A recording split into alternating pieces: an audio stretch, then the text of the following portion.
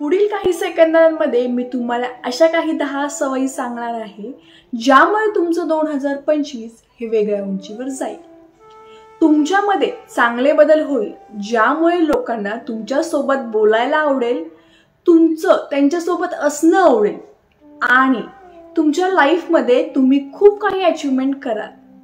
मी एवढ्या कॉन्फिडेंटली यामुळे बोलते कारण या सवयींमुळे मी स्वतःला बदलायचा प्रयत्न केला आणि करतेय। याचा फायदा मला झालाय, पण या व्हिडिओमध्ये मी अशा कोणत्या टिप्स नाही देणार ज्या करायला खूप अवघड आहेत, जमणार नाहीत। या सवयी सोप्या आहेत, पॉवरफुल आहेत, 100% लाईफ चेंजेबल आहेत।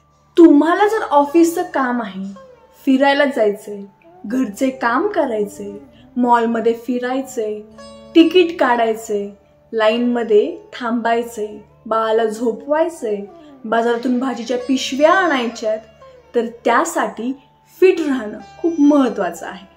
नाहीतर हे करताना बॉडी पेन होते। तर आपली पहिली सवय आहे एक्सरसाइज, व्यायाम, ज्यामुळे तुम्ही कोणतीही कामे करायला फिट असाल। त्यासाठी 30 ते 40 मिनिटे शरीराची हालचाल, व्यायाम करू शकता।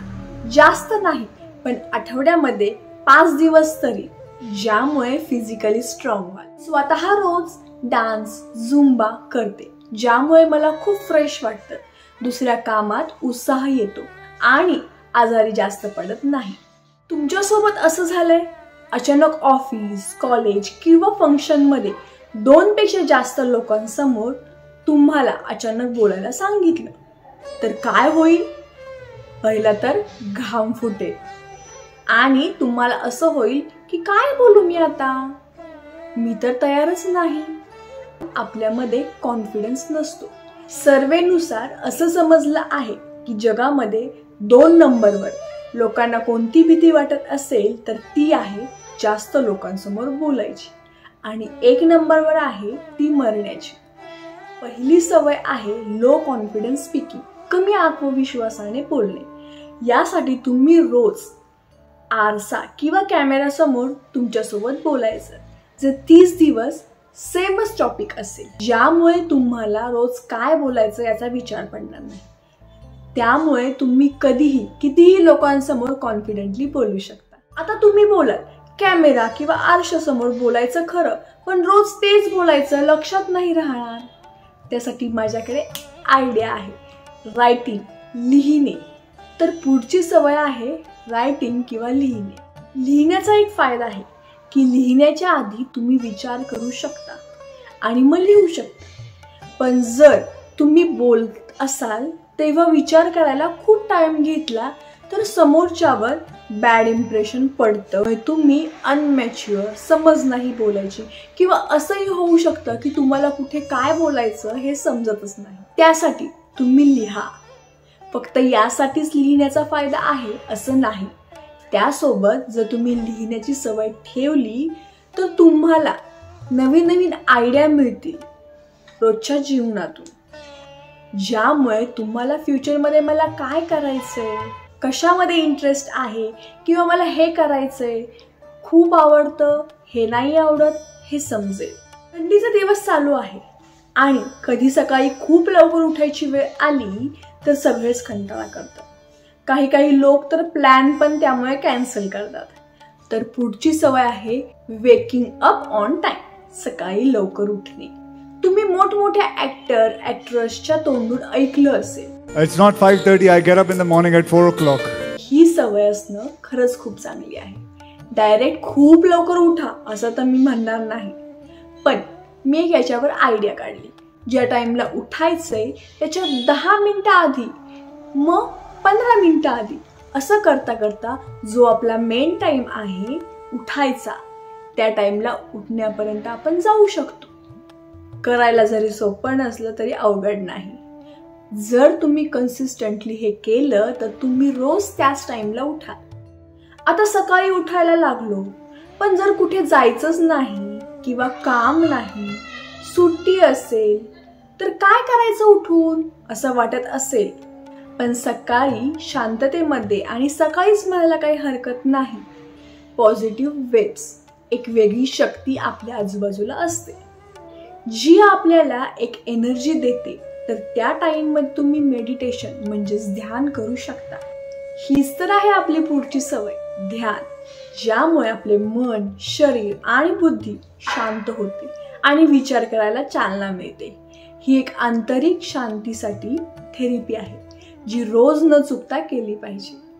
ध्यान करत असताना आपल्या मनात काही ना काही विचार चालू असतात. माझं हे दुखतंय, माझं हे काम झालं नाही, याला भेटायचंय, कुणाला तरी फोन करायचंय, शेजारी कसला तरी आवाज येतोय. हे थांबवणं गरजेचं आहे. तर पुढची सवय आहे ओव्हर थिंकिंग. खूप विचार करणे. ज्या गोष्टींचा विचार करणे गरजेचं नाही तेही विचार आपण करतो. जे होईल की नाही हे माहीत नसतानाही त्याबद्दल निगेटिव्ह विचार करत असतो, ज्यामुळे आपल्या भविष्य, फ्युचरवर परिणाम होतो. तर ओव्हर थिंकिंग करणं थांबवलंच पाहिजे.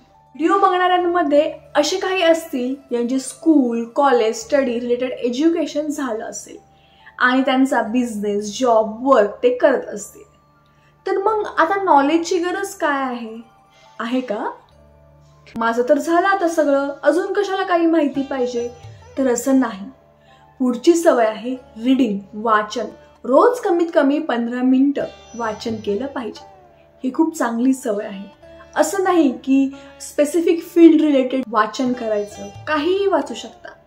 त्यामुळे ज्याबद्दल तुम्हाला काही माहीत नाही तरी त्याबद्दल थोडंफार माहीत होतं. गोष्टी, इतिहास, धार्मिक पुस्तके तुम्ही वाचू शकता. हो, पण अशाच गोष्टी वाचा ज्या तुम्हाला आवडतील. गुलाबजाम, रसमलाई, आईस्क्रीम, लाडू, बिस्किट ऐकल्यावर कसं लगेच तोंडाला पाणी येतं? आलं ना आता पण तोंडाला पाणी?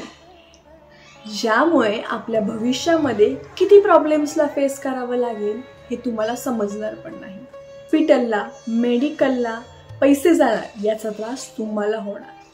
पुढची सवय हीच आहे की नो शुगर, साखर खायची नाही. आपण कितीही नाही म्हटलं तरी आपल्याला गोड खायची इच्छा होतेच. त्याच्यावर एक उपाय पण आहे. जर तुम्हाला साखर खायची खूपच क्रेविंग होत असेल तर पाणी प्या, तुमची इच्छा कमी होईल. हे लगेच तर जमणार नाही, कारण मी खूप कंट्रोल करते आणि होत पण आहे. असे किती लोक आहेत जे रात्र रात्र जागे असतात आणि ज्यांना झोपच येत नाही? कमेंट करा. ज्यांना रात्री लवकर झोप येत नाही ही सवय त्यांच्यासाठी आहे. तर पुढची सवय आहे 7 ते 8 तास पुरेशी झोप. जर तुम्ही ही सवय लावली तर यासोबत तुमची अजून एक सवय आपोआपच होईल, ती म्हणजे सकाळी लवकर उठायची. तुम्ही लवकर झोपला तर लवकर उठाल आणि तुम्हाला फ्रेश पण वाटेल. मी ज्या काही सवयी सांगितल्या त्या सगळ्या इंटरकनेक्ट आहेत. आता तुम्ही म्हणाल, आधी तर तुम्ही बोलला की झोप येत नाही रात्री आणि आता लवकर झोपा, कसं शक्य आहे? शक्य आहे जर तुम्ही झोपायच्या आधी आपल्या आधीच्या सवयी केल्या, जे की रायटिंग, लिहिणे, कॉन्फिडंट बिल्ड होण्यासाठी आपण प्रयत्न करणार होतो ते केले, वाचन हे केल्यावर तर नक्कीच झोप येणार.